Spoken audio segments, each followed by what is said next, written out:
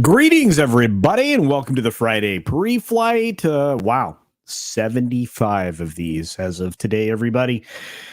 75. We've only missed a couple of weeks here and there. We really plan on not missing a whole lot of time whenever I can. Whenever I can manage it.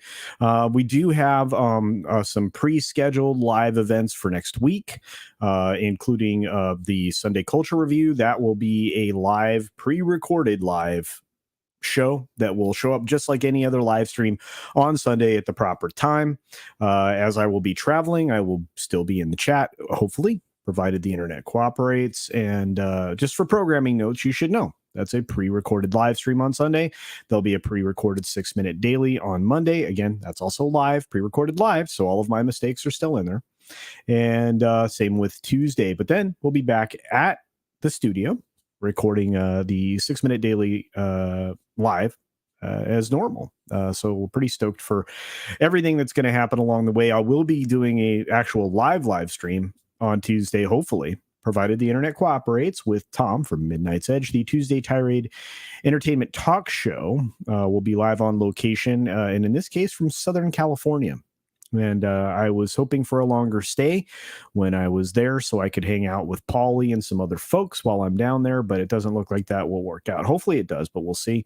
Looks like I'm in for quite the busy time as well. Tomorrow, you'll be able to check out myself and Tom Connors of Midnight's Edge hosting Echo Base Network tomorrow night for tomorrow night's show. So that'll be a good time. We're going to be doing, let's see, several states this month, so there will be many live streams that are pre-recorded. My travel to Texas will allow for me to record or to do the show live from Texas. So, again, provided the internet cooperates there, we should have the 6-minute daily live presentations while I'm in Texas in the middle of the month. I'll be in San Antonio.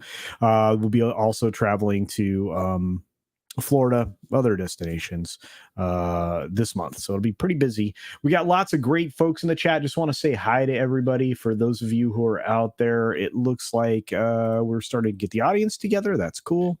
I know that they're probably still wrapping up over there on Midnight's Edge, so should get another influx after that. And of course, we're all getting ready for Friday Night Tights, Friday Night Frolics, and all the other amazing programs that are on this evening. Of course, we've got Trav 101 here saying, howdy, chat. Hey to you, my friend. Of course, we've got Moose and Squirrel love fruity vanilla drinks. Yeah, umbrella drinks. Yes. Olivrian Imakara says, and then translates it into the Cyrillic of Russian. Pretty cool. Grumpy old Ninja Kintaro OA is in the house. Good to see you, my friend. Thank you for all the promotion that you do. I do truly appreciate that. We've got Lord Thoth hanging out with us as well. One of the main wrenches of the channel. Appreciate you being here, as well as the mensch of wrenches, the master of mods himself, Eric K. Good to see you, my friend. Been missing you. I'm not sure I will see you in California, but I will be there Sunday night, Monday, and Tuesday, basically. And I'll be headed back Tuesday evening. So based on current plans, we'll see how that shakes out. I got Terry Rose hanging out with us as well. Good to see you. Looks like Brightest Day is in the house. Willkommen, he says. A little bit of, well, depends on what version of that you are, but basically welcome and good to see you. Brightest Day, otherwise known as Zach. Commander Ed Straker of Shadow says hello and hail happy TGIF. Absolutely. We've got, of course, our friend Mr. Dragon here saying hi to everybody as well. ABC may cancel the woke Oscars because it's never enough. Well, we'll have to see. By the way, the Oscars are bananas. Just to give you a little preview of the 6-minute dailies for Monday and Tuesday, there'll be a little bit of talk about the Oscars. We have a few stories there that have gone under the radar. Lots of stories have gone under the radar over the last few months that I don't think anybody's covered, so I'll be covering them. Philip A. Demick is in the house. Says cheers, everybody. Cheers to you, my friend. It's good seeing you last night on Thursday Throwdown over on Comics Division. If you guys missed that show, it was a lot of fun. Great panel. Lots of good folks. There was a wild Mad Mardigan appearance. Of course, George Molo made it over there. My good friend George. What a great dude. Lots of fun last night. Lots of fun. Tim Hayes is in the house. What's up, Tim?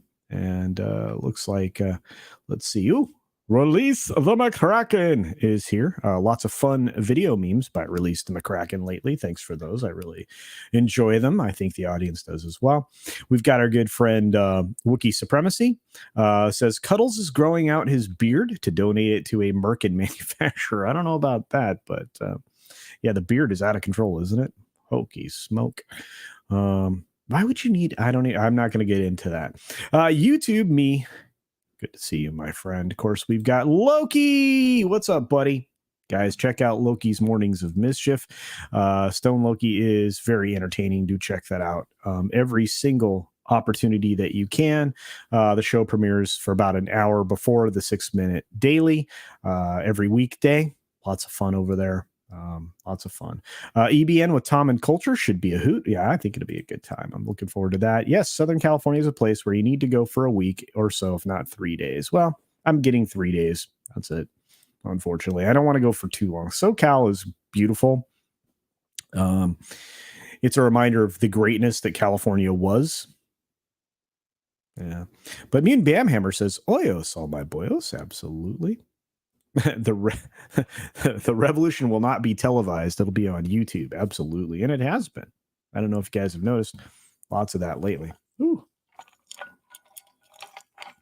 This color green, not filtered. Crazy, huh?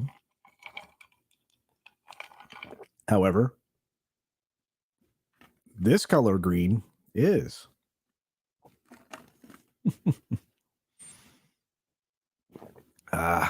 Yeah, the long man's latest. I have not had the opportunity. It's marked in my watch later. Man, do I have a lot of stuff stacked up in there. Woo-hoo. I will be making it to Northern California, but it's going to be like the end of the summer based on current travel plans. So let's see. Accidental Tourist is in the house. What's up, my friend? Good to see you. Looks like we've got Dapper Bard Games here. A little late, but glad to be here. Well, I'm glad you're here, my friend. Appreciate you and your support. And of course, Olaf Von S has rolled into the chat. Good to see you. Blue-Eyed Roof Korean the Based is joining us. CC's new Saturday show, Culture Under the Radar. Well, quite possibly. We'll see. I may be going under the radar. Having a conversation on Odyssey or somewhere.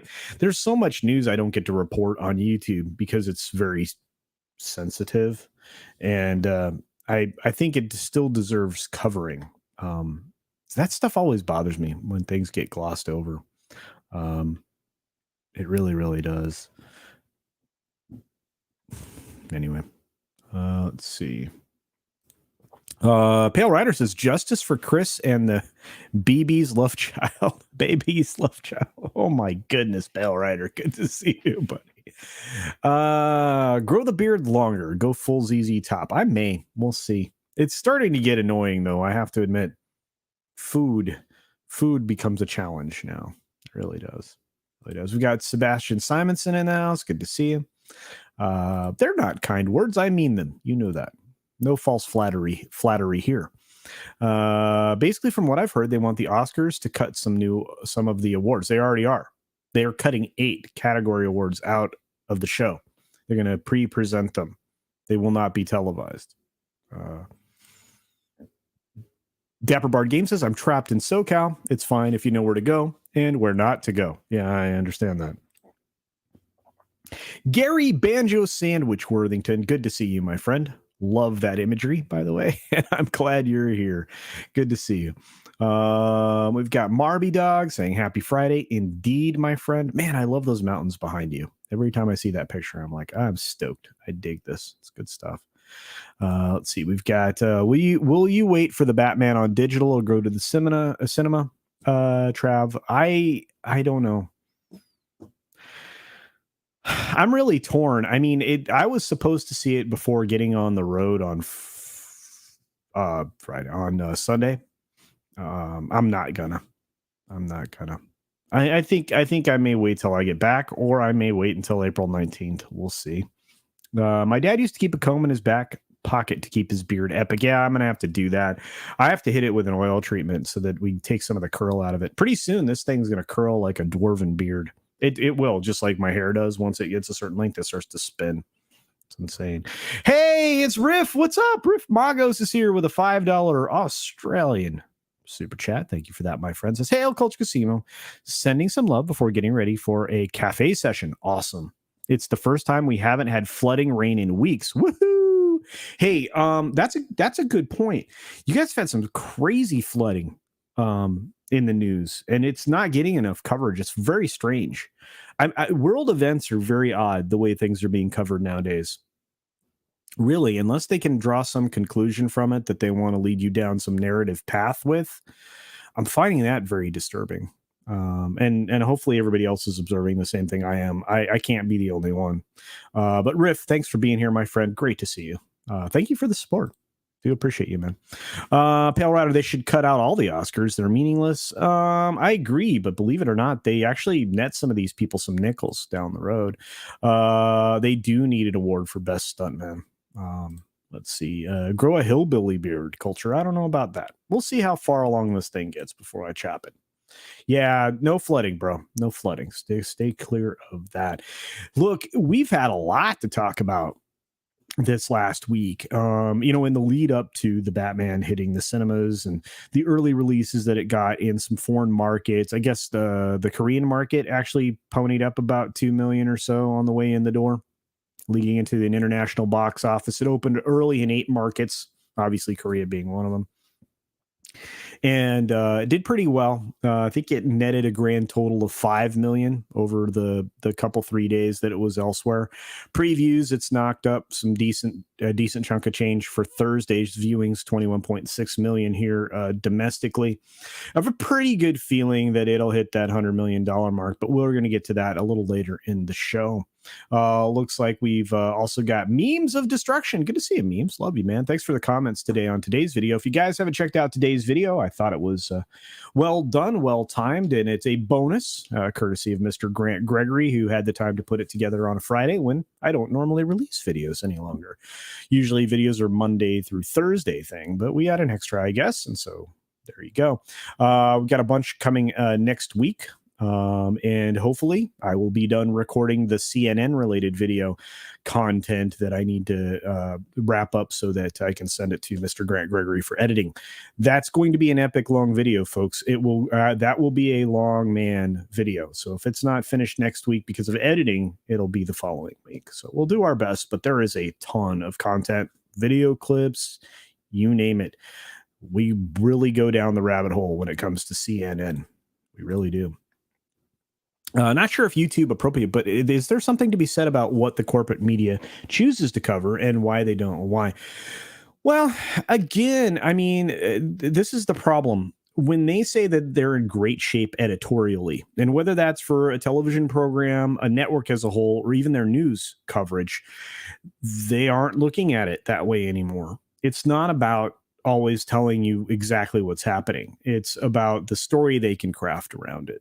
And they are dishonest most of the time, misrepresenting some of the things they present as news rather than editorial commentary or opinion. Right. It's the same type of thing they've been pulling over at the New York Times and other print journalist locations for a very long period of time, where things should be described as a column rather than an actual news item because it contains an opinion statement.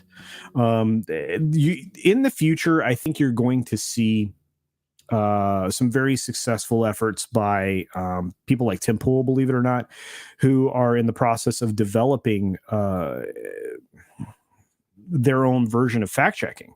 They will actually be able to break news down and say, this is opinion. These are all the opinion statements in this article, leading you to draw a conclusion. So there, I mean, that's my perspective on it for what it's worth.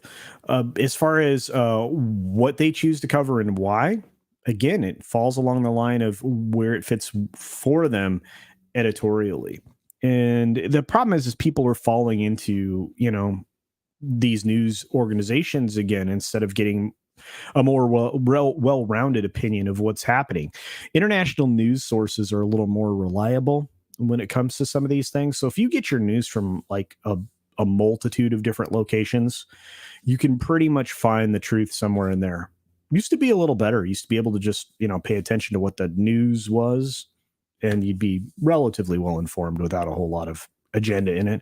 But to be honest with you, even going back to the days of Walter Cronkite, we had a lot of influence that was shoved into the news reporting. Really, I know it sounds not great, but it's true. Hey, Travis sent us a pound, real proper money, a pound 49 super sticker, which is a box of popcorn. Thank you for that. I appreciate that, Trav. Of course, Subhumans in the house. Hope you're being safe. Thank you for supporting all of us, my friend. I do appreciate your daily efforts to make sure we all have everything that we need. You are a good man, Charlie Brown. Tax Shark is in the house. Says happy Friday, y'all. Happy Friday to you. 2 more weeks and I'll be headed home for time off. Excellent, my friend. I will be in Texas, probably. I'm going to release those dates if you happen to be in the San Antonio area. I really do want to get together with people, even if it's just me, but I'm hoping to get some of the other Texas residents together so we can all kind of hang out. Maybe a post-dinner thing after, we get together and have supper. The bubble-headed bleach blonde comes on at 5. Ooh. Bubble-headed bleach blonde comes on at 5. I don't know who that is, but okay. Sounds interesting, though. Look at all these great humans in the chat. Love you all. Jon Stewart described cable news as a funhouse mirror. Boom. Boom. And that's the cool thing, right? Jon Stewart is kind of he's an anomaly out there. And he says some stuff I agree with. He says some stuff I don't agree with. But for the most part, at least thoughtful. Right. He's the one that was jumping up and down on the couch like Tom Cruise, basically breaking down that the narrative was garbage around, the global crisis that we just went through. Now we're on our new global crisis. Have you seen we exchange one thing for another? Is anybody missing that? I don't know. It's very strange. Misha says, hello, Culture. You're going to SoCal for vacation. You seem you're going to be busy traveling. I find it exhausting and really miss home. I do too. But it's always a lot of fun. Traveling this month is going to be bananas because, again, I haven't been able to firmly commit to the collectible convention in Nashville, but it's still on my calendar. I still have everything kind of set up to go.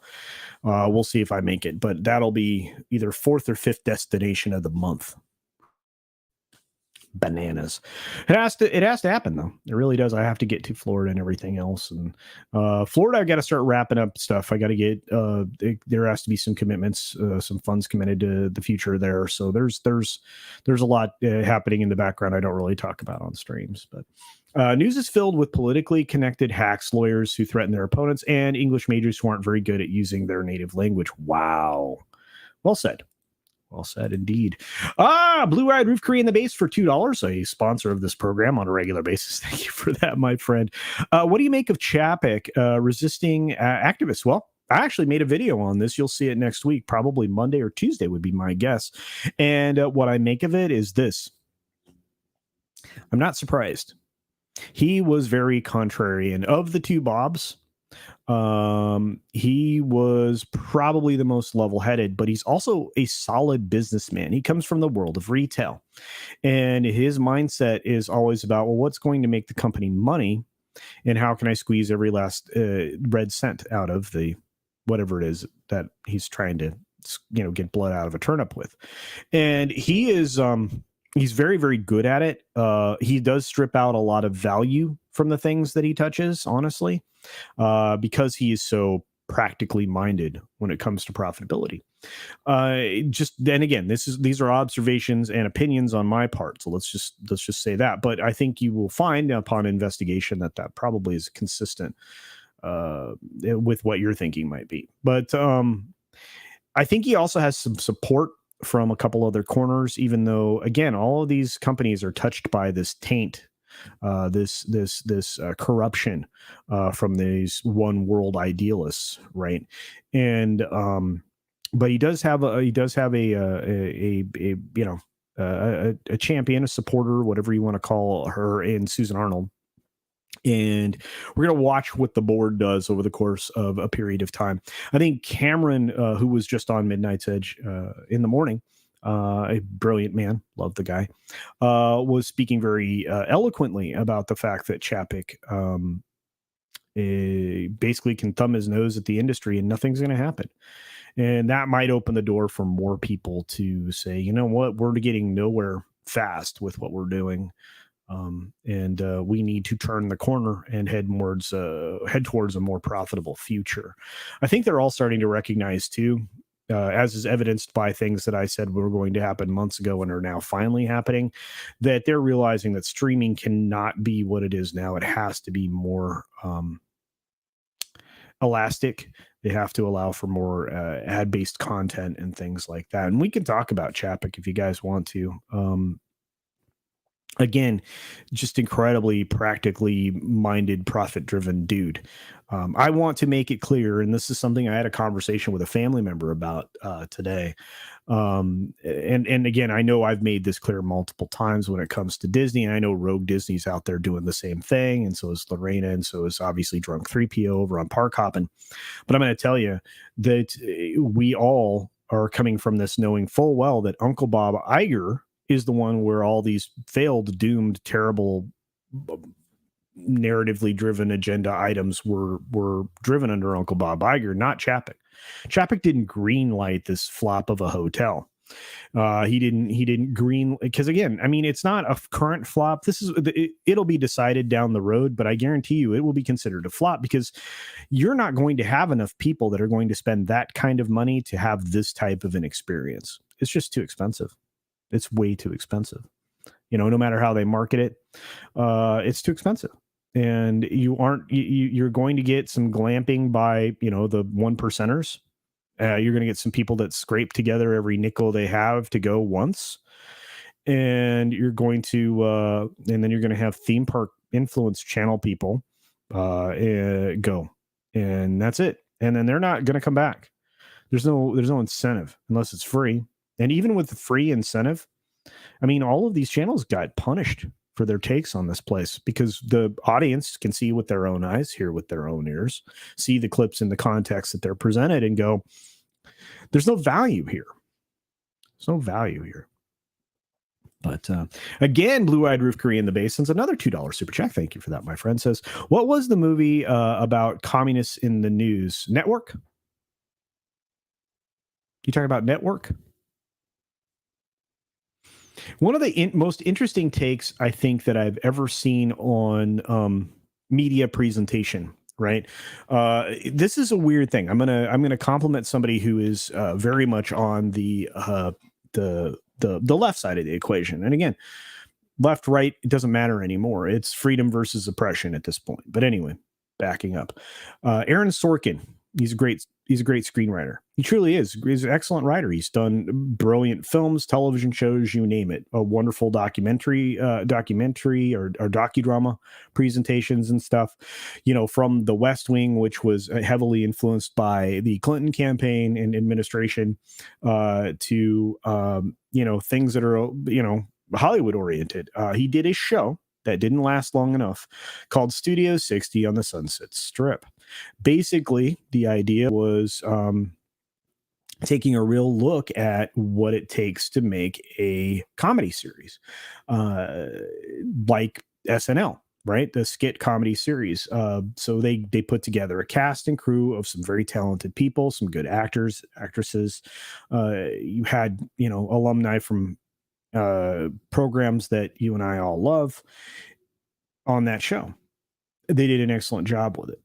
And if you watch the very first episode for the first 8 to 10 minutes of that show, you get the network version of kind of the type of blowback that we should be seeing when it comes to censorship and other things like that in the modern world. But yeah, it was done. I think it was Hirsch from Taxi that delivers the monologue that I'm talking about right there at the beginning. I think you can find the clip actually here on YouTube, so you can check that out. But Dirty Laundry is a great song by Don Henley. Hit them when they're up, hit them when they're down. That's right. Yep. Great song, you guys. You guys are incredible. Thank you. Get the widow on the set.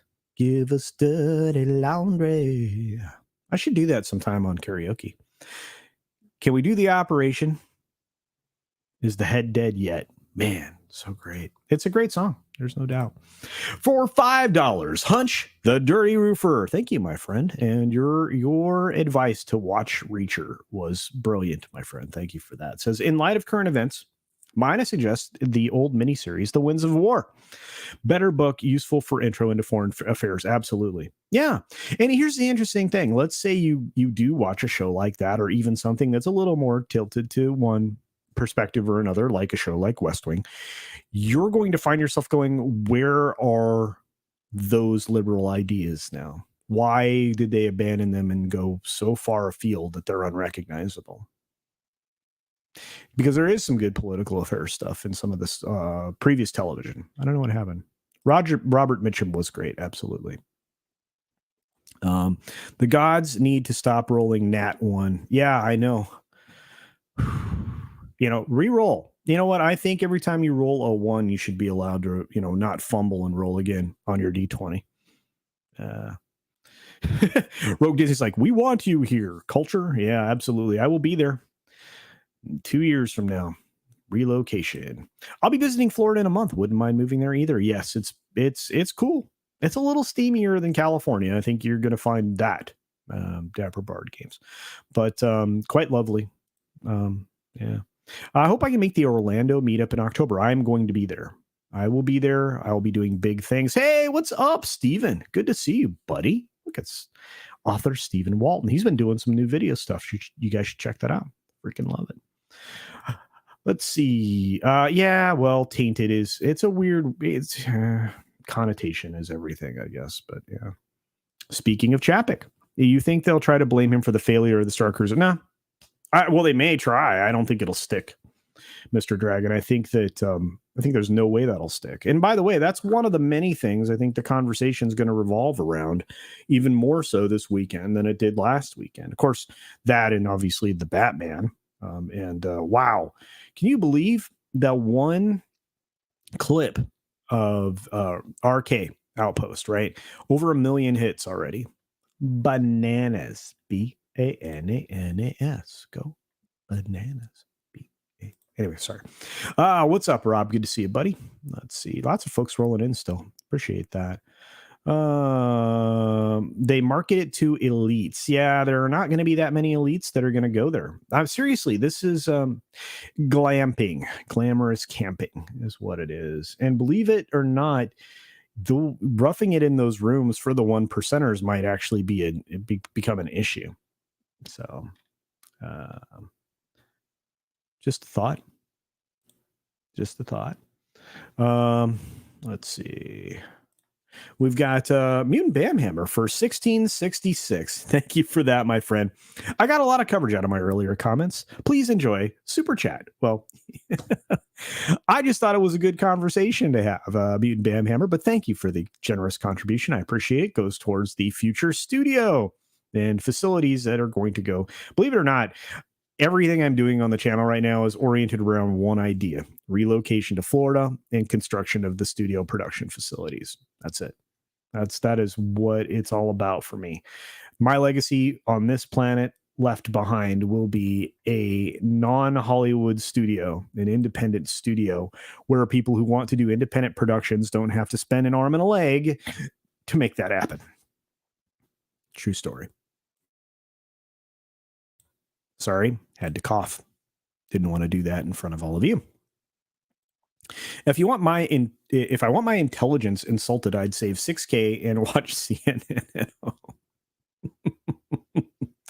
Yes, Louvrian. Hey, Chris the Bliss. Chapek is profit driven. Old Testament calling. Wow, I wish that were the prophet we were talking about. But yeah, I tell you what, he's going to go Old Testament on some of these studio folks at some point. They continue to bring in less than stellar returns, I believe. Oh, my tummy's growly. Hopefully you guys didn't hear that on the mic. Goodness. Sean Landrigan is here. Good to see you, my friend. I remember that show. It was really interesting and really good, like Sports Night. Yeah, actually, both of those shows were Aaron Sorkin specials. Sports Night, again, they ditched out on so many great opportunities to take advantage of Sorkin's brilliance. And shows like that are really Shows like that are really in short supply, especially nowadays. And Tina Bojan likes Studio 60. It was great. And they crushed it. Gary Banjo Sandwich Worthington said Disney cruiser shill tubers exposed how crap it was, thinking they would get praised, but got mocked. Yeah, I know. Man, if you're a YouTube channel right now focusing on influencing Disney folks, you've been exposed. They've been exposed, not just the shill-tasticness of the Star Cruiser. Sorry, guys, need to hydrate. Been recording all day.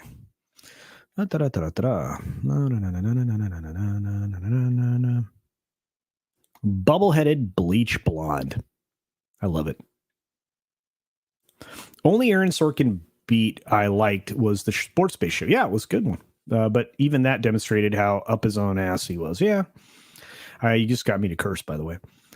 He is very good at dialogue. Yeah, he does. You're right. It's very monologue driven, but again, he did kind of break it down. And like I said, that very much the opening of that very first episode with Hirsch is brilliant. Man, Hirsch was great on Taxi. They all were. Altman, that's it with his full sound concept. Sorkin isn't that creative. Well, maybe true. What's up, Vinny? Good to see you, buddy. Guys, check out wow, everything Vinny does. Good from oh my gosh, Into the Woods. Anything that this guy has done is incredible. So, man, and the guy knows how to really appreciate the female form. So, if you get an opportunity to back one of this man's books, well worth it. Florida's so damp. I don't like it when it rains sideways up my nose. Yeah, that's no bueno. Blue-eyed Roof Cree in the base says, good night and good luck. The Communist News Movie. Thanks for the $2 again, my friend. I really want to make the meetup in Orlando with my 25th wedding anniversary is also in October. I hope the weekends line up. It would be incredible, right? Just kind of combine a little vacay with a meetup. Be bueno. Coconuts. That's right. We were trying to decide between if a coconut was a nut or a melon last night at the beginning of the mead stream. I don't know. Still think it's just a nut. Sometimes you feel like a nut. Sometimes you don't. Bilbo Swaggin 117. There he is. What's up, my friend? Hail, Culture. Hope all is great in life. It is. Also safe on your travels, my friend. Absolutely. Nothing but safety. Safety always. What's up, TZ? Burton says, happy Friday, Culture. Indeed, happy Friday to you. Travel 101 for 5 proper monies or pounds sterling. Says, Anthony Mackie said, we don't have movie stars anymore. We don't watch the new Arnold movie. We see the Terminator. The characters are the movie stars. Then they need to work on their characters some more. How's that? Not sure I agree. We could have movie stars, but they won't keep their flaps closed. If they shut up and they allowed their publicist to drive the bus, be a lot better.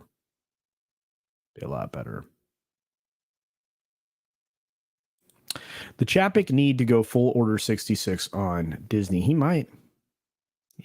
Yeah, it does. It's going to be awesome. And thank you for the Godspeed there, my friend.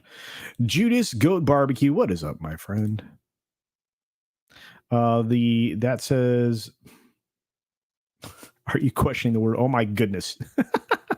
There it is. Shadow of the Kraken. On track to be finished by the end of April. Back this if you haven't already and you like books. If you like comic books with an appreciation for the female form, do check out Vinny's project. Thank you for that, my friend. I love it. Robert Kijek says they'd probably be upset when I set up my glamping fireplace, kitchen, cabin, and wine chillers. Well, maybe. You do have an in-room fridge. There are some amenities in the room. Not really. It's very much like, honestly, if you've ever been on a cruise ship, especially a Disney cruise ship, that room is what you would get on a Disney cruise ship. True story. They don't want you to spend time in the room. They really don't. Blue-eyed Roof Curry in the base for $2 says, Chapek should proclaim no more activist comfort. Wow, that would be amazing.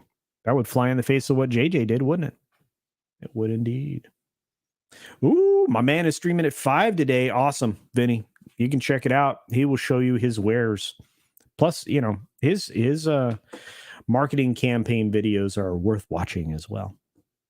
True that. Coconuts are seeds. Yeah. Coconut is a vegetable. Is it really? I can't believe we're getting into the coconut conversation again.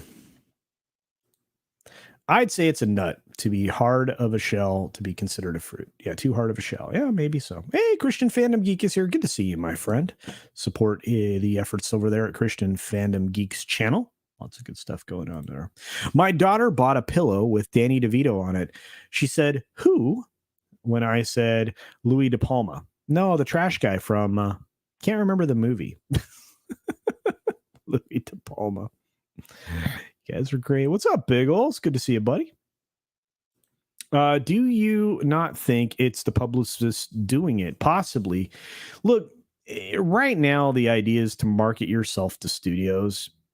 And right now, the studios are thinking that, the insane approach to Twitter and Instaface and Bookgram and all that other stuff is appealing to the younger generation when the younger generation isn't going to consume their product anyway. Well, here's an interesting thing. Actually, tangent. Thanks for doing this. Podcast entities are now being told by the industry of the trades, let's say, that they should be targeting a younger demographic with their podcasts. And I'm thinking, you don't understand what media is being consumed by what demographic and what's going to influence them in the future. And the fact is, most of the time, they are not interested in your product. You've raised a generation, maybe two, that are not going to be consumers because of how you raised them.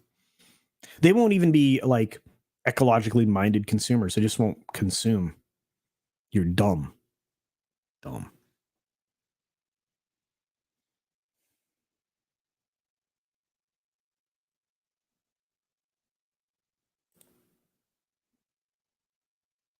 Oh, Good Night and Good Luck is the name of the movie. Ah, okay. All right. In the middle of the McCarthy trial. See, I would have to go and look that up. Blue-Eyed Roof Korean. Thank you, my friend. Yeah, I thought Network was a great film, though. I'm weird, though. Younger Jen is on the TikTok thing and the Snapchatty thing. Yep. More than Bookface, yeah. Originally, Tony Danza was supposed to play Swan. Really? In the Warriors? That'd have been weird. Tony Danza, Lagabanta. What's up, Proper? Good to see you, bro. Hope you're doing well. I hear your show was off the hook yesterday. Wish I would have had an opportunity to swing by. I'm trying to get ready to travel, so not a lot of extra time. Our good friend Mexican Iron Man's here. Wow, dude, he hits me with $10. What's up, my man? Thanks for this. Says listening while driving. A coconut is a Mexican. Well, you're going to get me in trouble. That's brown on the outside, who is pretty white on the inside, kind of like Mexican Iron Man. Oops. Hashtag cancel Mike the Mexican. Okay. I'm in trouble. Mike's did that on purpose. I can't monetize the stream now. It's okay. Thanks for that, Mike. Of course, Mike's super chat is 50 times bigger than any money I'd make on the monetized stream. Woo. I'm mad as hell, and I'm not going to take it anymore. That's right. Good night and good luck, as George Clooney is the lead. Is he really?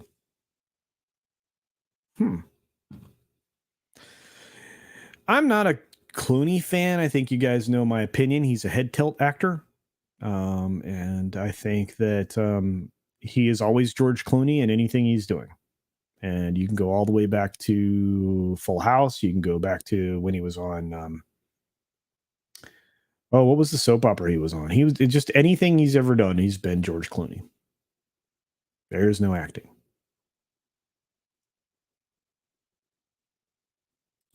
Mona's the boss, just so you know.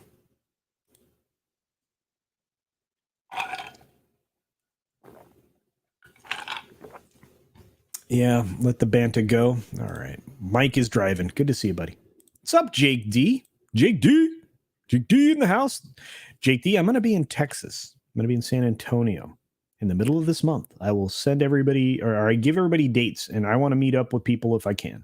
I really do. You guys are the best. Oh, ER. Yeah, he was in ER. That's right. Yeah. He's always George Clooney. Facts of Life. Was he in Facts of Life?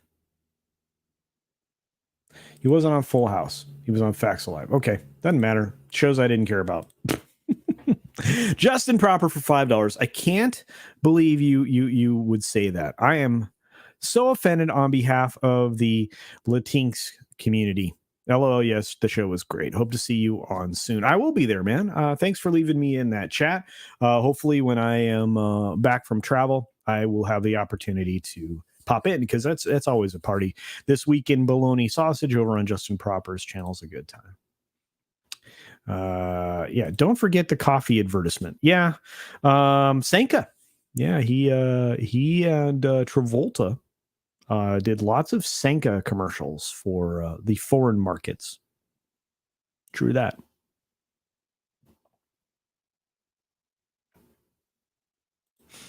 If we are to own nothing and be happy about it, according to the global stakeholders, how will Disney and Hollywood make money? Will Scar Joe's lifestyle look like mine in this utopia? Of course not. You already know the answer to those things. No, and that's the thing. I mean, you know, permission to be able to buy things is going to be the weirdest situation ever. If again, if we get to the most dystopian version of this stuff, I will definitely ping you, my man. I will. Latinx are French, not Mexican. Well, there you go. Clooney was on Roseanne. Okay. Again, George Clooney is always George Clooney. That's it. The depth of his range is him. His mom was a great singer, though.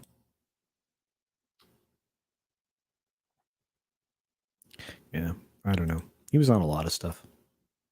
All right, let's get to an article, shall we? Let's cover a thing. You guys want to cover a thing? You know what? Let's talk about the Batman. Again, I have not seen the film. Probably not going to see it, but it is projected to earn over $100 million in its opening weekend. Now, this article was published a couple of days ago. I thought this was dramatically optimistic, but turns out that may actually happen. Again, I mean, 21.6 million on a Thursday preview. It's going to do gangbusters tonight and tomorrow. Sunday will cool off. It will probably cross $100 million. Do I think it's worth it? Do I think it's worth anybody seeing it based on what I know? Your mileage will vary. Let me just put it that way. Whether you like it or not, superhero movies sell. The Batman due out in theaters this Friday is poised to deliver the biggest opening weekend since Spider-Man's No Way Home, which debuted to record-breaking numbers back in December. The decidedly darker DC film is conservatively estimated to make between 100 million and 125 in its opening weekend, which is roughly around half of what No Way Home made in its first 3 days. There is, however, a realistic chance that it opens to around 140 million. I think that is optimistic. This means that the Batman will register the second biggest opening weekend haul of the global crisis era. I'm sick and flippin' tired of that because guess what? It's non-existent now. Just look out the door. Look at the coverage. Look at the states that dropped all the bologna sausage. It was never about any of those things, was it? No, it was about destroying the economy, which it did effectively. But anyway, I'll keep going. Like No Way Home, the film is riding a wave of positive critical reviews and major fan anticipation. It's the first solo Batman movie in a decade, although the characters appeared in team-up films in the interim years. Potential hurdles come in the form of a daunting runtime that is a hair under 3 hours, and Sony's holdover hit Uncharted, which could eat into the same demographic. See, and interestingly enough, I'm more likely to go see Uncharted. Budgeted at a reported 200 million, which it started out at 100 million, went well over 200 million because of delays and everything that happened, based on the first few weeks of shooting. I'll not even dive too deep into that. But the film stars Robert Pattinson in the titular role and tells a grim story about Bruce Wayne's early days as the crime-fighting vigilante Batman. Director Matt Reeves has cited everything from the new Hollywood movies of the 70s to the music of Nirvana to David Fincher's serial killer thrillers as influences, teasing a noir-infused detective thriller that just happens to be populated by a DC character. What do you think so far? By comparison, Christopher Nolan's The Dark Knight made a then record 158 million in its opening weekend back in 2008. Boy, have times changed. Its direct follow-up in 2012, The Dark Knight Rises, made 160 in its first weekend, and Zack Snyder's Batman v Superman had a higher but rather front-loaded 166 million debut in 2016.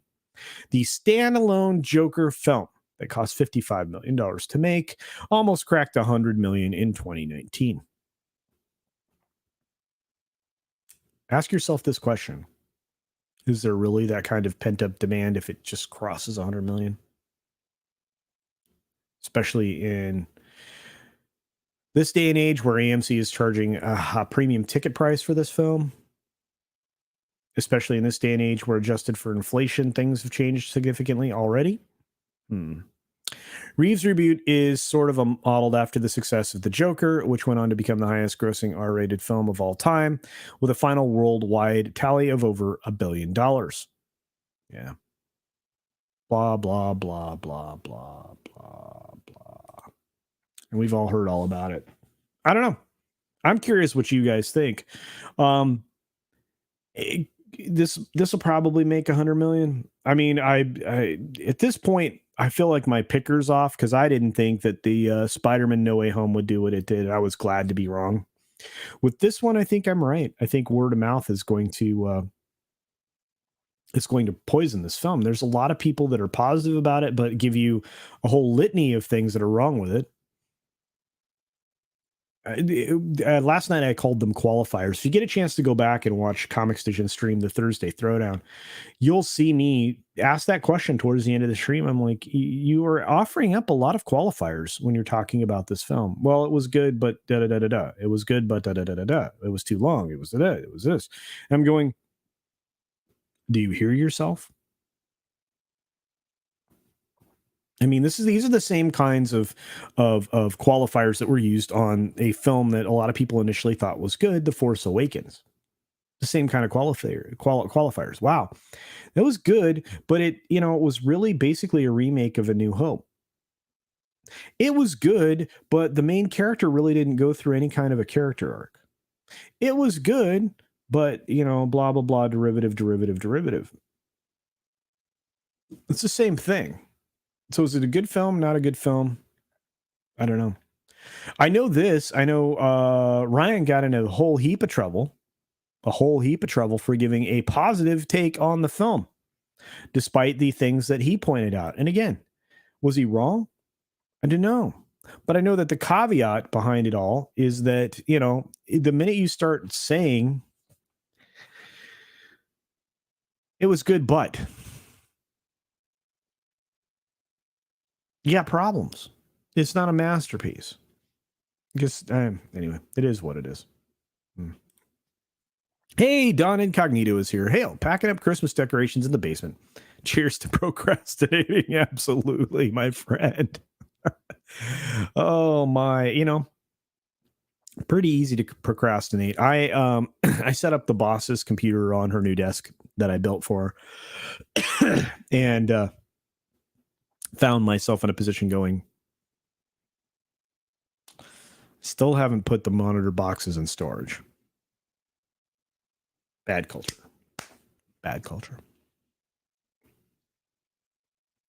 Snortapoopus is in the house. Good to see you, my friend.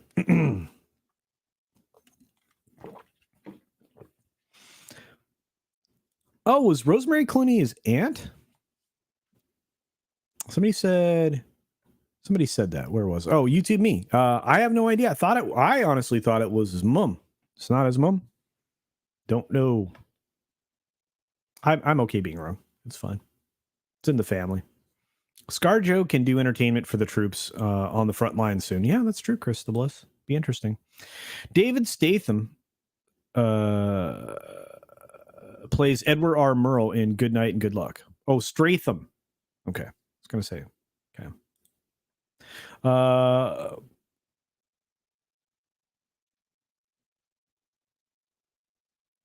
Executive producer Sol Leibowitz says, shouldn't Latinx be pronounced Latin Ekez? Ekez? I don't know.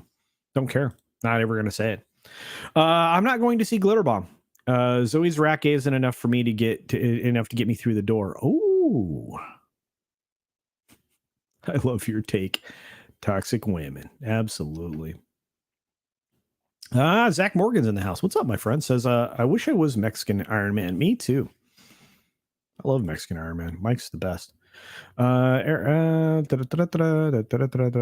lot of people are looking to leave the country. The other group is traveling from town to town. No news yet from both. Oh, boy. Wow, Olaf, I hope things get a little less crazy where y'all are. Man. It is the Bosco Scenario. Good to see you guys, Scar. How you doing, buddy? Guys can check out the Bosco Scenario channel. Lots of fun. Angel Heart. There you go. Is it true that Mexican Iron Man is in an 80s cover band law called Lat in Excess? I don't know. He's here in the chat. He might crash his car if he hears that, E. Clay Thomason, but who knows? Oh, wow. Bosco says 185 open weekend. All right, bro.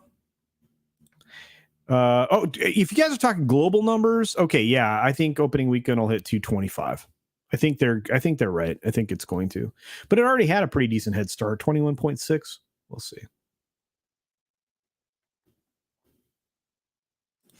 I think the length of the Batman hurt it more than anything else, but it has a lot of open theaters to go into. Outside of Uncharted and some carryover from Spider-Man, which is about to end, I believe, in theaters. Yeah, I think it's going to plummet too. We'll have to see. Yeah. Thank you, MTac Shark. I appreciate that. I try. I really do. Zach Morgan says, I'm going to see the Batman tonight. Okay. Ooh, I'd rather spend my money on a new set of shiny D&D dice and then see the Batman. Yeah. You can see it, I think, April 19th on HBO Max. Can you wait that long? Probably. Hey, Brian McCann is here. Good to see you, my friend. Says, sounds like you disliked the Batman, huh? I haven't seen it yet, but I have seen by the way, the leaked script out there. You want to know.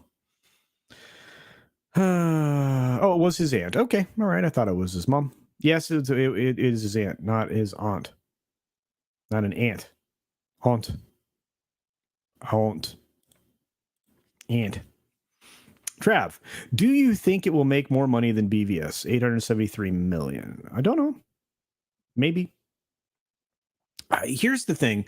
I think the threshold for any of these films when it gets to a budget of 200 million plus, and I mean, all in, consider this. This thing's probably sitting with advertising and all of everything around it.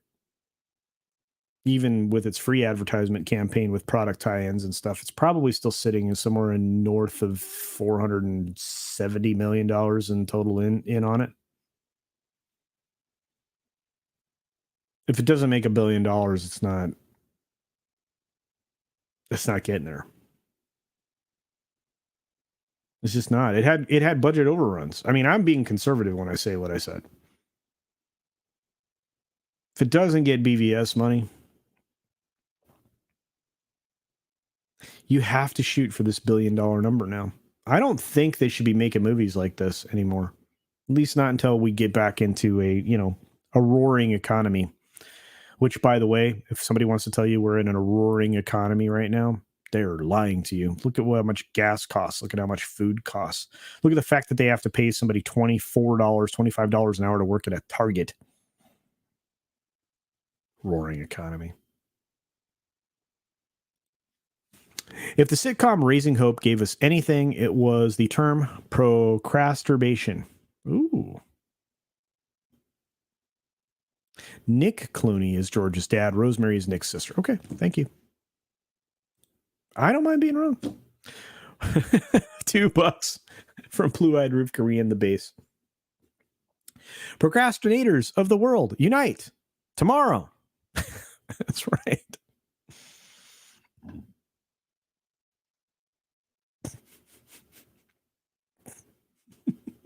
You guys are funny. I love the comments. I'm eating Reuben sandwiches. It's good. Oh, I love a Reuben right now. Oh, I'm so hungry.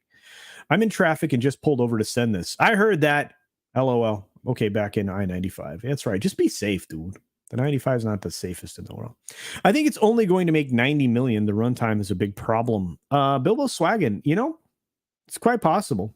I know some people that have really pinned this thing around 105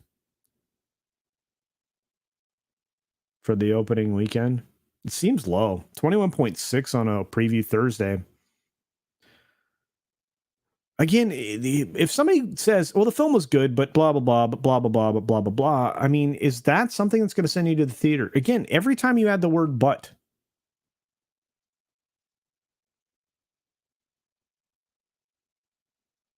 He's the sequel, Rosemary's Nephew. You guys are great. What's up, Fizz?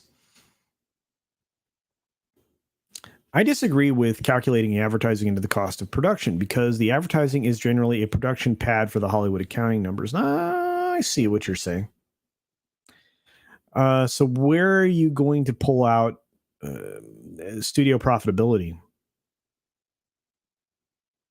Because honestly, I mean, when they go back to an investor on the deal, they're going to say, well, we had to spend all this money on advertising, promoted the material, so we really didn't make that much money. Also, you're in a position where you have a lot of back end money, although not much anymore. These future contracts aren't going to have a lot of back end money. They're going to have just built-ins. Mo Monte, what's up, my friend? Great shirt, little G&G for you. What's going on, everyone? Lots of things. Thanks for being here and the support. The gas in my area rose 70 cents in a day. Whoo-hoo. Brandon told me the economy is back. Come on, man. Absolutely. Tim Hayes has his doubts about a roaring economy. I think a lot of people do.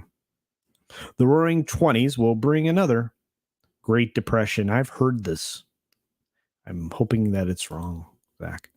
We never have a roaring economy. Yeah. I've heard that too. My local discount Fuds store is hiring at $14.05 an hour. Holy smoke. Collecting carts in the parking lot, but people are holding out for management positions. Yikes. Remember when Kevin Costner nearly lost all status in Hollywood because of a $100 million movie that only made $180 million? Oh, I remember the days when there was 10 minutes of accountability. Yeah. Man, that was close to failure. That's about as close to a Hollywood failure as you can get, kids. The guy used all the steel in Hawaii making Waterworld, which is the film he's referencing here, or YouTube me is referencing. Hopefully I didn't misgender you. I'm sitting in front of a customer's house. Oh, I'm sorry, Zach. It's like, I'm not working. I'm listening to culture. Oh, no, you're fine, Fizz. Good to see you. I'm not sure, but I don't think I could possibly give a poop less about Clooney, but it's just me. I think a lot of people are like that. I want good low budget movies and less mega blockbusters. Me too. Gosh, do you realize we were talking about it last night? I was trying to make a point. You can make a great detective serial. You could even feature a superhero like Batman, because again, he's not really a superhero. He's just a caped crusader, right? A vigilante, if you will. But you could do a Batman film in a noir style, a great detective serial, and you wouldn't have to spend that kind of money. I really believe you give me $7-8 million, maybe, and that's paying location fees and everything else, lighting, craft services, production staff, everybody, all the below the line jobs that people take for granted or forget. I'd also limit the number of people that are on set. I really hate the fact that some of these IATSE contract deals include X number of people have to do X kind of job for X number of other people. I don't like that. Based on mixed reviews, lackluster interest, I'm not rushing out to see this, but will. Yeah, Rob, I hear you. I'm getting my version of Batman when Moon Knight premieres the end of this month. Me too. I'm very excited for Moon Knight. Guys, Moon Knight, great story. Great story. You get a little bit of a Mark Spector feel there. You're going to get a multiple personality approach to this character. I think everybody's going to, dig. This will be that gritty thing that they absolutely had to have the content controls and content controls in place for Disney Plus, because they were not going to pull punches on this one. That's one of the things that I think Feige is got turned around on by the powers that be. Gas in Texas is at $3.60. LOL. Right next to the oil wells that aren't pumping. Yeah, it's bananas right now. I don't want to get into the conversation around that because I have a lot to add. Maybe on a political show, I will give you my thoughts on what's happening. Got some problems. Detective Pikachu. There you go. That's the kind of money you need to spend. Detective Pikachu money.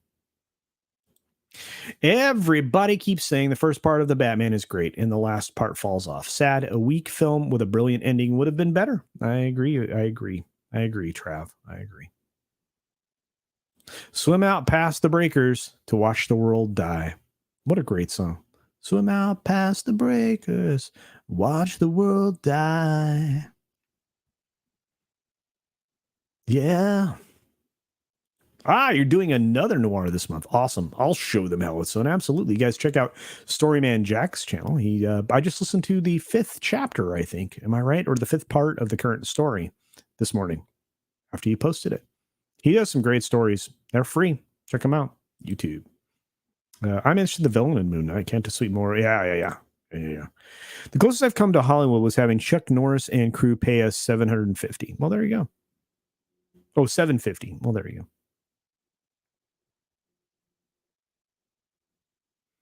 Dusk Till Dawn. That's the only good Clooney film. Best ensemble film Clooney was in? Ocean's 11. Also true. But at what point was he not playing George Clooney? Tommy! Yeah, we got the guinea pig collective is here. $3.66 a gallon. California has not seen that for years. Nope. Yeah, it's definitely corn pop that's the problem right now, for sure. No doubt. Do I mean some of this is intentional? Yes.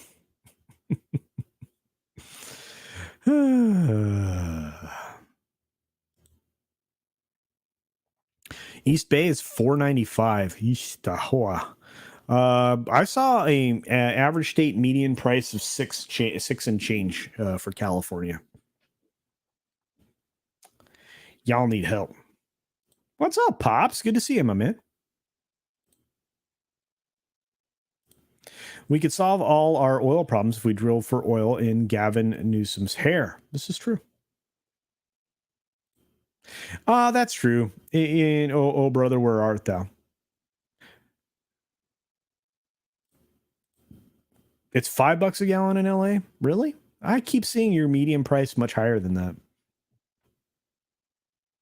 Or is that Louisiana? Rob, is that a Louisiana or Los Angeles, California?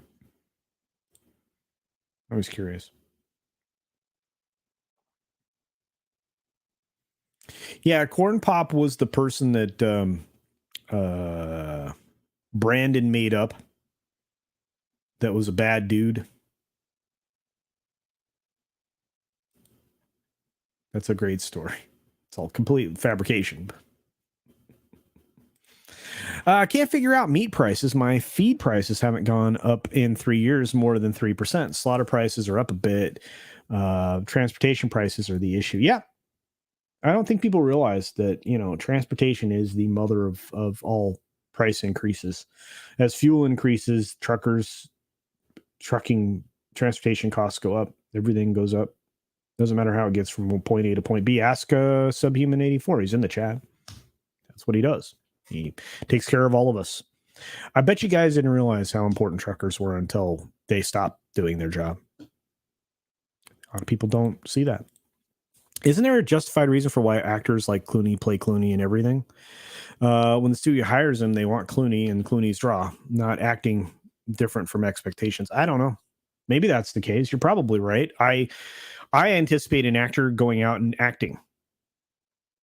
You know, it's if you hire Gary Oldman because the dude can metamorphosize to anything, right? You hire Jim Carrey because Rubberface can do anything.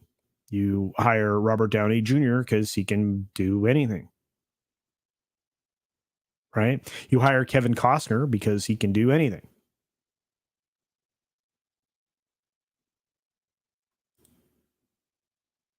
Oh, Los Angeles. Oh, wow. Okay. All right. Hey, what's up, Tommy? Thanks for the super sticker, my friend. A little fist bump here with the pair. Thanks, my buddy, for $3. Appreciate that, my man. You guys want to talk about some Star Wars or some Schadenfreude wars or whatever? Corn Pop was a bad dude. Horses will be much needed to pull cars in the very near future. Yeah. Hopefully you guys have some feed and tack experience, or at least some tack service experience. You may have to maintain your livestock yourself. Eastbound and down, load it up and truck it. Absolutely. Look at this. Corn Pop was a bad dude indeed.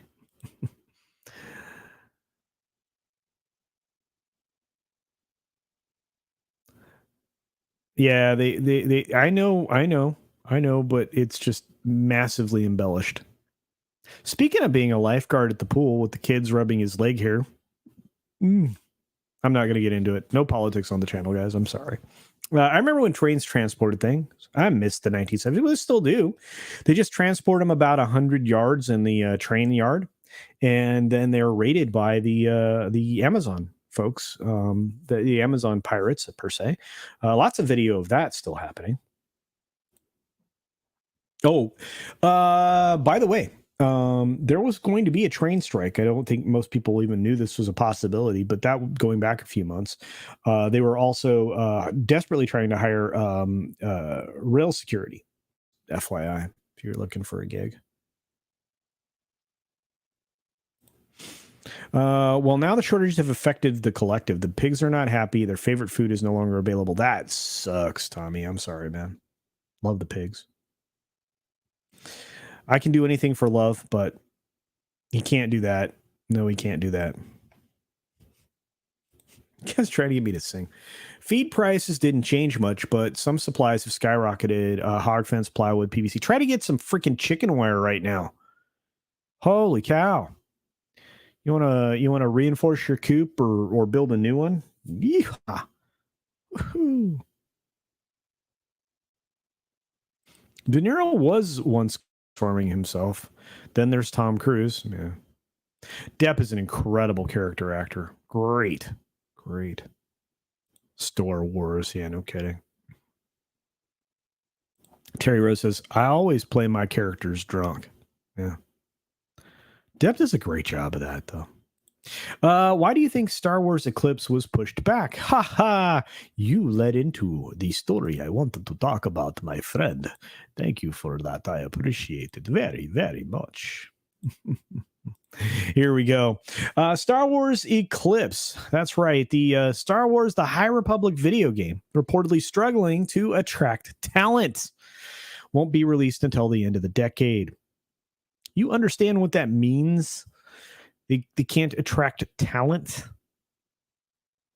How repulsive is your studio? How repulsive is this idea? Is it a lack of funds? What is the problem? Let's take a look at this from Bounding into Comics. John wrote this story, so if there's anything wrong, go complain to John. I'm kidding. A new report claims that the recently teased Star Wars, the highly repugnant video game, Star Wars Eclipse, is struggling to attract developer talent. and it won't be released until the end of the decade. Well, if they can't get anybody to make it, it might never be released. Alongside the release of the game's first cinematic trailer, Star Wars explained it was set in the highly repugnant era. Writing in the trailer's description, Star Wars Eclipse is the newest adventure in the highly repugnant era, or any of those things. Now, an early developed by Quantic Dream, which seems to have some issues with some industry folks.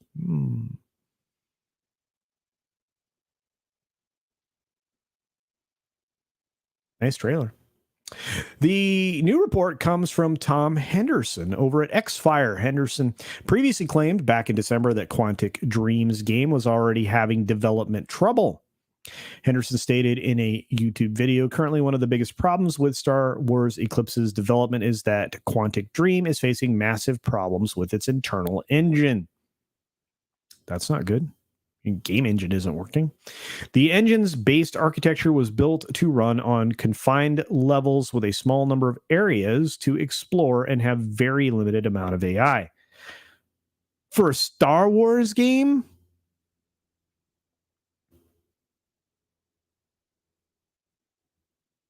does this not remind you of somebody? Bethesda?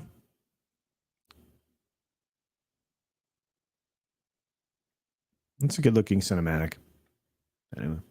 Henderson went on to cite an anonymous past developer at Quantic Dream, saying, according to one past developer, this is the reason why Beyond Two Souls and Detroit Become Human are very cinematically driven.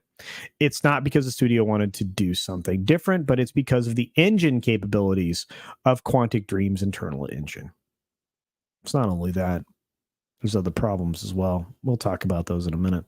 Eclipse is going to be a massive multi-planetary open world, and it's believed that Quantic Dream's internal engine can't simply work on such a game, he claimed. Henderson would go on to claim that the studio is also allegedly struggling with the multiplayer side of the game, as well as this will be Quantic Dream's first attempt at a true multiplayer title with multiple players playing at the same time. At the moment, the game has been in development for over 18 months now, but allegedly there is no playable version of the game because of these engine problems. Henderson then speculated that Quantic Dream might be looking to be acquired by a larger studio in order to get access to more resources like a new internal engine or to allow them to build a new one internally. Not only did he detail these alleged technological problems, but he went on to claim that the game's development is still suffering from staffing issues, which we've known, and it's currently hiring up more than a third of its current studio capacity, with over 60 jobs available in the Paris studio. Wow. He added, the studio is allegedly struggling to get new employees due to the studio's past allegations, in which a lot of people are looking for gaming jobs in Paris simply do not want to go over to Quantic Dream. And again, these are not good problems to have. Being acquired would be their best outcome. You could acquire them along with Bandai, right? And you would be monstrous, Disney. You would be able to immediately move forward on any of your gaming projects and not have to license out your material anymore for someone else to make profit on. Anyway, concluding his video, Henderson claimed the game would be in development for another 4 or 5 years, at least. Although he believes there is an acquisition or parts of the project are outsourced, it could be completed in a 3 or 4 year timeline. Well, they'd have to outsource most of it. In the most recent report, Henderson claims Quantic Dream is still struggling to hire employees, noting that there are now 67 jobs available in Paris. Yeah. However, looking at the website, it shows 56 across the entire company in both Paris and Montreal. 39 of those jobs are listed as long-term positions. The company also claims they have over 200 staffers in both Paris and Montreal. Well, there you go. Where's that? I need to look at Glassdoor.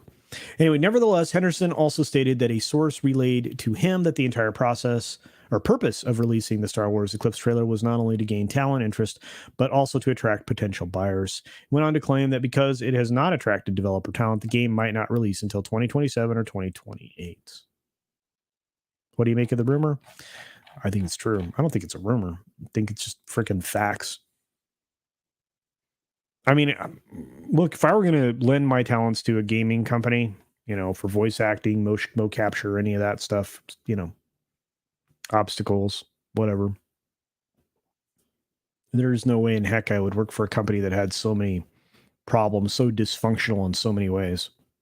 No way. Yeah, Star Wars is dead indeed, Sebastian Simonson. Indeed.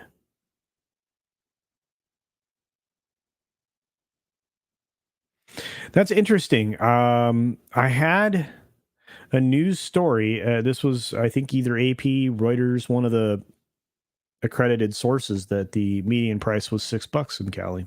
I'll revisit the story and make sure I'm not wrong, but it's good to know. Arnie drilled for oil in the first Conan movie, if I remember correctly, but could not find some. Then he went full berserk. Did you guys? Well,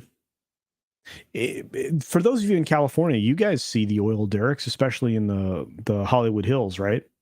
I mean, they're pumping oil, or what they used to. I don't know if they still are, but you can still see them spinning, hear them. In fact, you can see them in the game Grand Theft Auto. They actually have them represented in the game as well. I always find that interesting. We live in a simulation, and George Clooney is an NPC. Ha ha. That's good.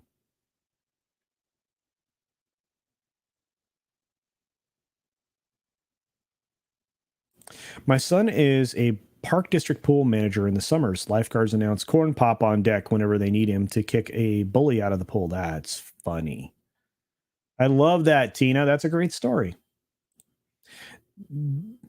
Yeah. Yeah, it's going to be rough, Daniel Hall. And again, one of the reasons that particular medication has gone up is because of the need globally. I'm not going to dive too deeply into that on my channel, but there are reasons that is, going to be more difficult to come by. Yeah, long time away for that Star Wars game. If it takes 8 years to deliver a product you promised 5 years ago about a product that none of us are interested in, I have to reinvest my super. So take my money. Well, thank you, YouTube. You're awesome, my friend. I'm kind of hungry. Let's see. Star Wars Eclipse pushed back and nothing of value was lost. Yes. It was supposed to be a AAA title. I don't think, again, the cinematic looks good, right? But you can do cinematic without being a game. I mean, we've all seen those before. Well, if they only want talent of color and not qualified, that causes delays as well. Yeah, but usually that's it at a game studio. That's usually a non-issue.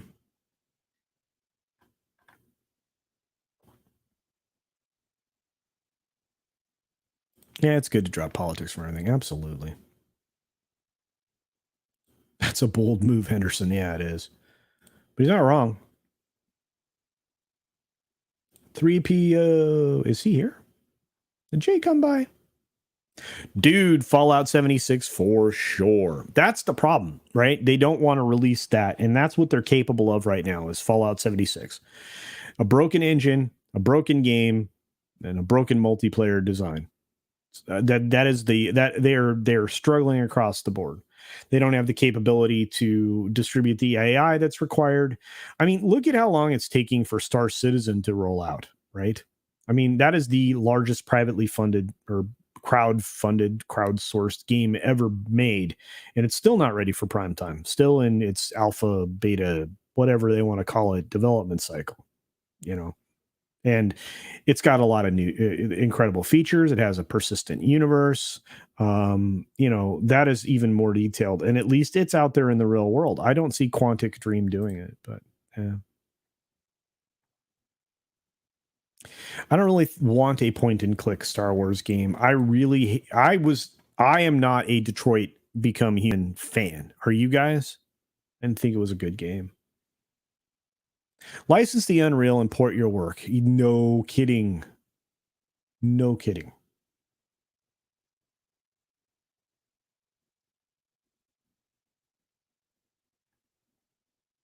Man. I thought I heard MMO for this. Why do we need another, yet another Star Wars MMO just to give a good single player for Force's sake? That's awesome. Love that. Maybe they need to interject the Halcyon into the story too. But they probably will. Probably will. What's up, Kai? Good to see you, my man. There's a guy in game development. Hey, why don't you go work for Quantic Dream and fix their stuff, Kai? Thank you very much, Darius Munchausen, for the box of popcorn, my friend. I appreciate it. No release until 2027. I don't know. Probably 2030. Who knows? Who cares? At that point, I'm not even going to be interested in playing those kinds of games anymore. We'll be on to something new. Blue-Eyed Roof Curry in the base for $5. Thank you, my friend. The current sponsor of the Culture Casino Friday pre-flight show. Looking forward to Massive Studios doing their Star Wars game for Ubisoft. Massive is famous for their cover-based 2020 life simulator, The Division 2. Kind of looking forward to that as well. I think it's raining outside right now. Will the High Republic even exist in 2028? I don't know. Dapper Party Games. I have no idea. Possibly. Long Beach has been dormant forever now. Wow.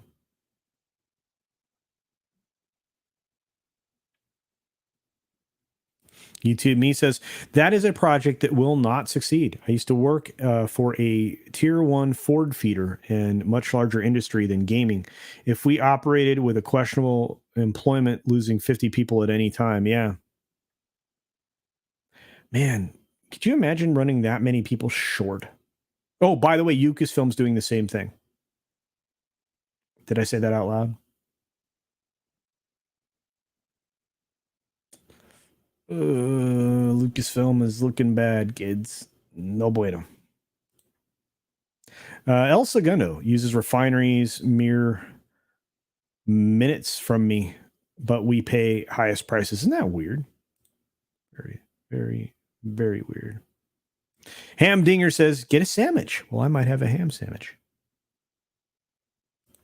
Drunk 3PO. It doesn't autocomplete. I suspect is not, in fact, that Jay is not, in fact, here. But hails if he is. Absolutely. Avoiding Fallout like Fallout, and you should. Hey, Jordy Lyons. Good to see you. Midnight's Edge in the morning stream raid. Thank you, guys. Everybody that's popping over here. Appreciate that. Batman talk, or did I miss it? Actually, Pops, we were talking about what the earnings might be. It seems like Collider and a few other of the Shilltastics are thinking that we're going to have well over 100 million domestic release. Global, probably around 225. I think they might be close. I still feel like maybe 105 on the top end, but I could be wrong, and I don't mind being wrong. I can't speak to the movie itself as outside of the leaked script and everything that I've heard from others. I have none interest in the film, I think, now, finally, which is a bummer because it started out good. Star Citizen is a money laundering scheme. That's true. What's up, Soul Assassin? Been replying to Gears games. Would like a Republic Commando game. That'd be pretty awesome, right? Did any of you play the most recent one with the weird robot thing that had to do stuff for you? Not a big fan. I did not see the Batman yet. If I see it in a theater, it won't be for a while. And if I don't see it in a theater, I'll see it on April 19th when it's on Warner, HBO Max. Dude, they need people. They need 60 people over there, Kai, in Paris. You want to move to Paris? Oh. Man of War 665, the neighbor of the beast, says, hail amigos. Hail to you, my friend. Thanks for being here. Man of War 665 is freaking awesome. Can't wait to see him again. Be down in that neck of the woods. Check that out. Let's see. Quantic Dream is working on a Star Wars game. F them, absolutely.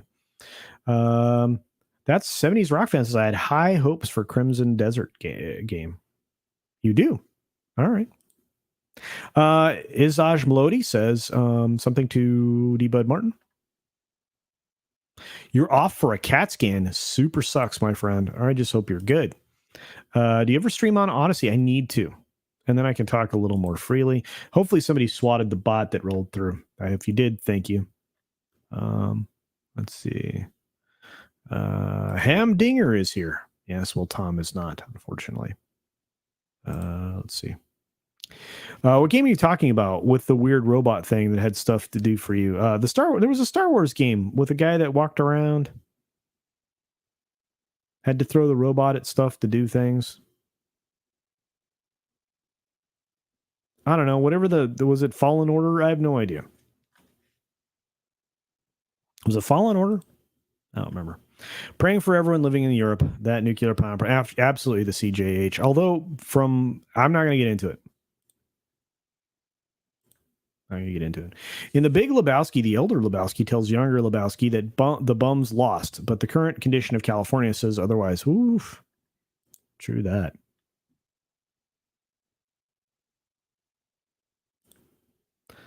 Lord Thoth, live long and prosper, my friend. Absolutely. We are coming up on FNT time pretty soon. Can one of the mods give me a drop of information on whether or not that thing's going to be on time or not, or has anything that we can rely on as far as when the start time could be? Anyone? Bueller? Yeah, Jedi Fallen Order. That's what I thought it was. Very strange indeed. Very strange indeed. You know, I was hoping that Bounding into Comics would have done a story on what happened around RK Outpost and the fact that his Batman quick take that everybody saw had over 1 million views, and of course a lot of irrational humans calling him a lot of bad things and threatening him and everybody else in G&G. Maybe they're working on that now, or maybe I just missed it, but I'm scrolling through because I'd like to you know what, we'll just talk about it. We don't need a story. We know what's happening there. I'm pretty I'm pretty concerned with that kind of response from people wishing harm on others in that way. That seems pretty crazy. I can understand that people could take what he said out of context. I can understand that a lot of people can take things out of context when it comes to somebody's quick thoughts on a film. I don't do a lot of quick thoughts thing. I mean, the closest I do that is the conversation that we have right now here live. But Ryan gave his raw perspective, and according to a lot of people, including Tom and many others, it wasn't wrong. And that the film itself, the Batman film itself, has a lot of woke in it, especially at the end. It either is or it isn't. I don't know. I don't know if any of you have a strong opinion or not, but it's pretty crazy. Yeah, so we have about 15 minutes or so. That seems about right before we get started. Ryan wasn't at all cruel. Yeah. I mean, for those who are watching that, or at least could watch that, somewhat dispassionately, what his initial thoughts. Guy gave the film a great rating. I mean, higher than I probably would, but I haven't seen the film yet, so I don't know. Again, I'm going to try to watch it without having any preconceived notions and pretend that I don't know everything I already know, but just kind of a strange way to react to something that you don't agree with.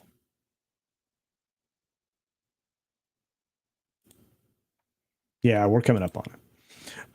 You watched it. Review and wasn't shocked. Yeah. Don't you know differing opinions are personal attacks? I don't think that's true. But I do know that that's the narrative that's being spun around stuff like that. So it's very strange. Then let's see.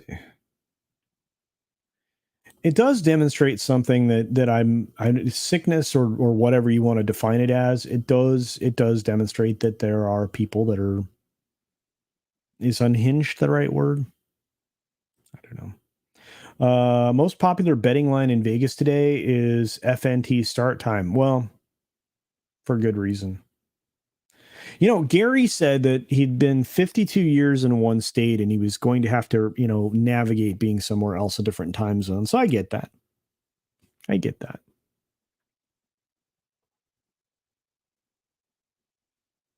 Sean Landrigan says, if you think, I think if you wish death on someone over a movie review, there's something seriously wrong with you. People are nuts. Yeah, it seems odd.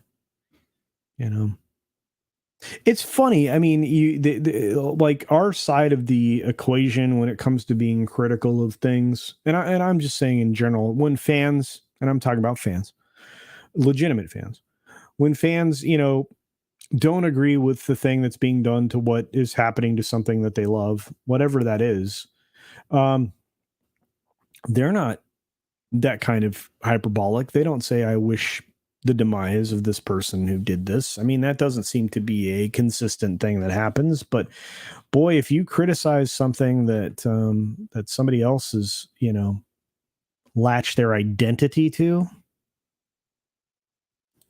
crazy. Soul Assassin says the whole thing with Wokosos getting upset over Ryan's review is both pathetic and ridiculous. He gave a good, honest opinion about the film, and it was positive. Yeah. Wow. Hey, what's up? I got Klobby here. Klobby says they were correct. There was some woke crap in it. Absolutely. I like I said, I mean, take out of context what you will, and that's the other problem. It's pretty easy to take stuff out of context. You can see a lot of video clips of people being attacked. But if you scroll the video back past where the starting point was that you were being, selectively given, you would see what led to those things. And I think that's the problem is, that people are willing to ignore context to be offended or to, follow a particular narrative. Just a thought. Quarter Black gave it an 8 of 10. Well, that's good to know. Again, I want to watch these reviews as open-mindedly as possible. The moment they start saying "but," I'm going to start questioning why they reviewed it so high. It was good, but it was too long. It was good, but at the end, but it was good. But there was woke. There was good. How many butts are you willing to accept and take? I mean, are we that starved for something?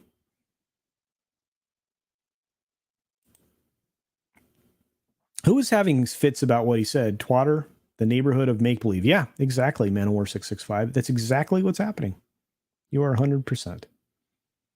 The Batman has minor woke stuff, but it doesn't really impact it. I liked it. Ryan was right. Okay, Pops, I take your word for it, man. I really do. Thanks for being here. I appreciate that. And do check out Pops for sure. Pretty easy to do. Brilliantly done sometimes, the stuff that they put together. I love it. Ryan practically praised the race swapped characters, and they still lose their minds. Yeah, I didn't know that. I mean, my takeaway was less nuanced than paying that close attention to what he said. I didn't think he said anything terribly wrong or incorrect based on, his experience.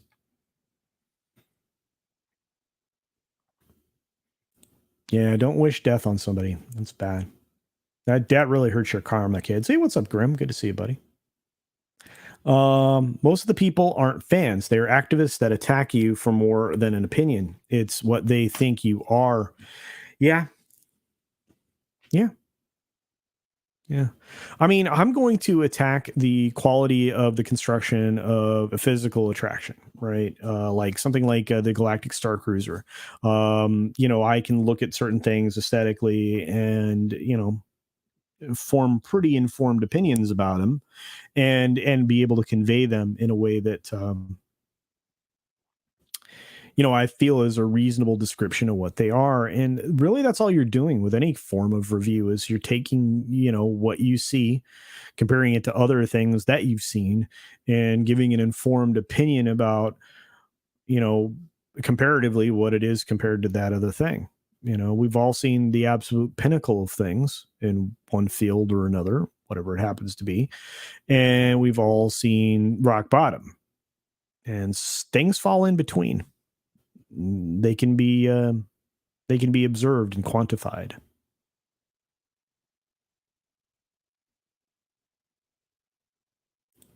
Daylight savings time starts in the USA on March 13. We get to spring forward. I hate time changes. They are dumb. We need to outlaw daylight savings time.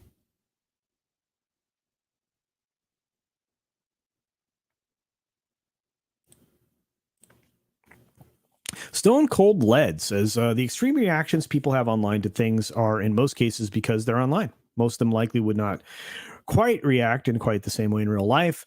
There are always a few real crazies, though. It's true. Very true. VW did a good Context Matters vid. Yes, Vigilante Williamson is very good at what he does. Love myself some VW. Context requires thinking. Stop thinking, just obey. Jen, I know you better than that, Jen. Well, good to see you, my friend. Hope things are going okay. I know inflation's hitting a lot of people really hard. I need everybody to be okay. You guys need to be okay. Let's see. I'm seeing it Monday, and as a comic book fan and collector, I know it's going to be awful. I'm sorry, Lord Thoth. I hope you can separate from that when you go in there and see if it's something you can truly enjoy. Mr. H reviews really like the Batman. That's good news. I really do trust his opinion. He has a lot of thoughts that are similar to mine when it comes to horror and stuff like that. M Taxshark sends a $4 super sticker. It's a cup of coffee. Thank you. Gonna need it. I got more recording to do today and tomorrow. Tomorrow's gonna be busy. Yeah. There are woke movies that are clearly woke, and then there are woke movies that are a teeny tiny woke. That's true. At the studio, absolutely had to have them insert some bologna sausage into. Was it worth making it though? If you have to put bologna sausage in your film, I don't know. Maybe not.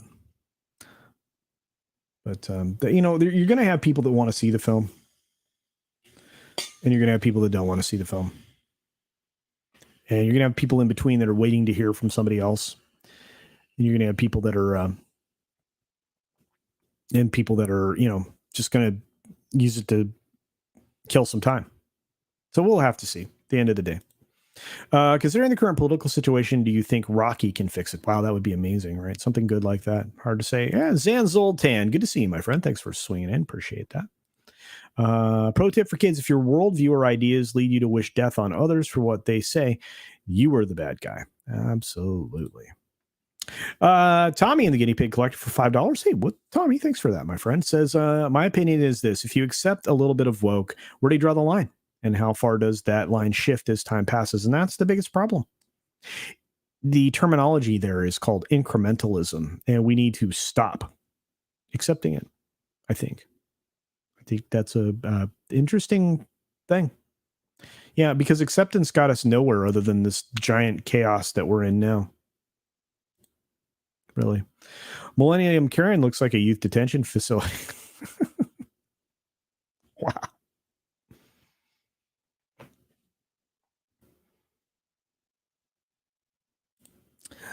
With every new piece of media that comes out, Fellowship should toss a few passive-aggressive tweets to the establishment asking what the hive mind cult thinks the correct opinion of rating would be. That's interesting.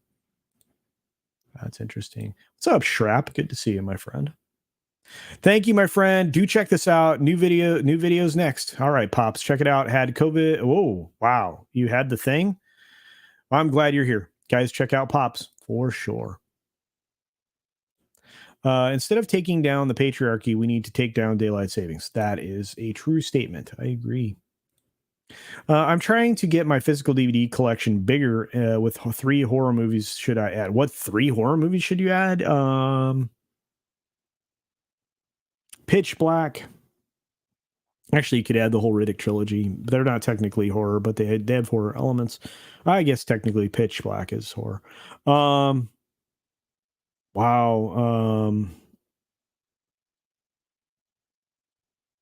Man, I'm going to give you all sci-fi titles. That's not the best.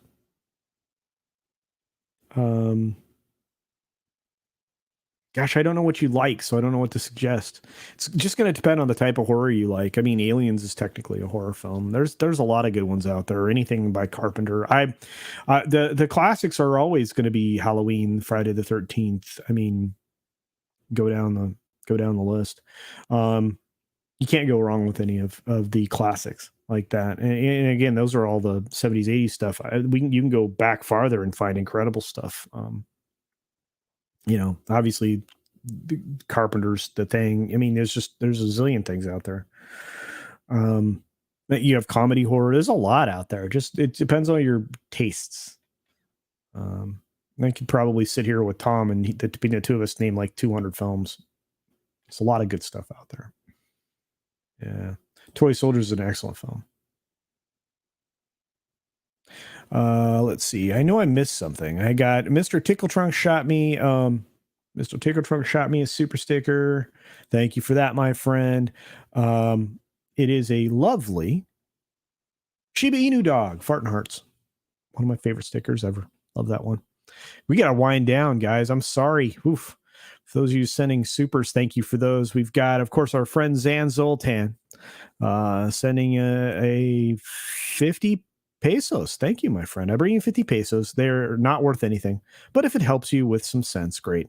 P.S. Since you're a gamer, top 5 games. Wow. Okay. Grand Theft Auto 5, Red Dead Redemption 2, Vanilla World of Warcraft, Civilization,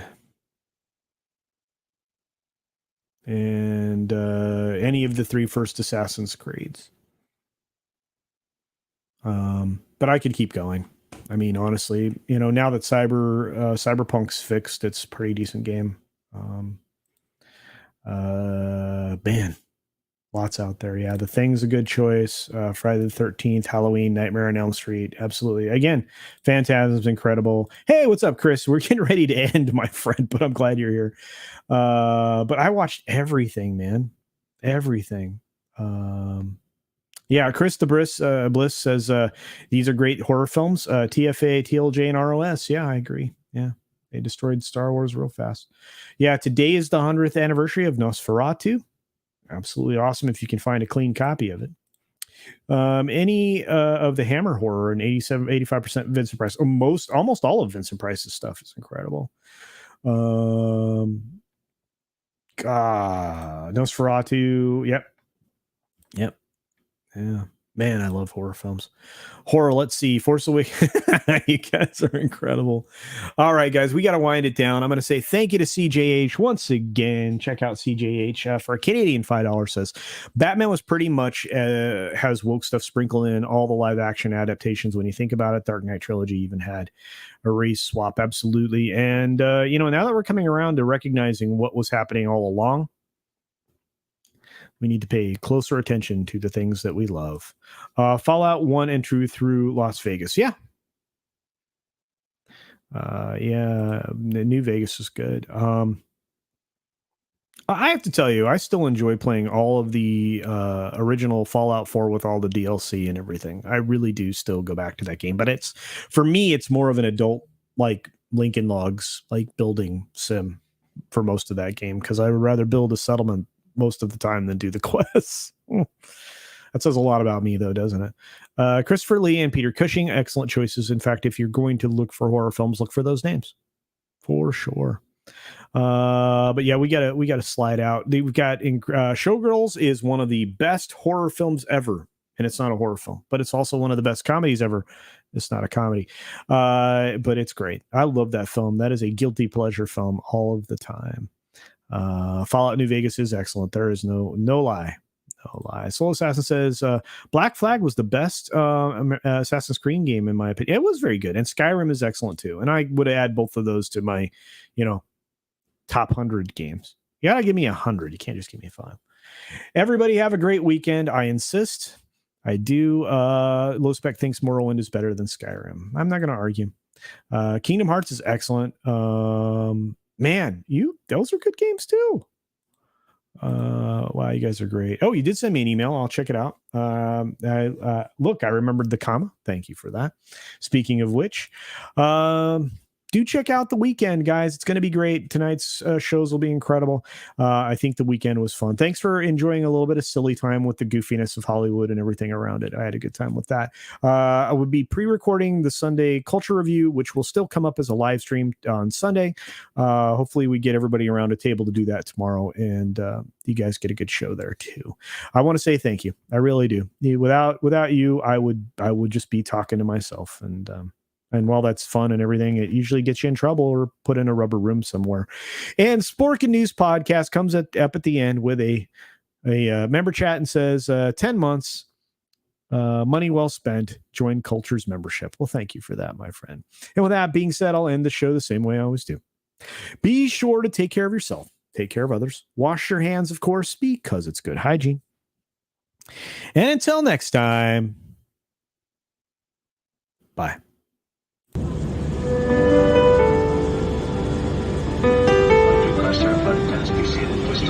In about 1 minute. Thank you.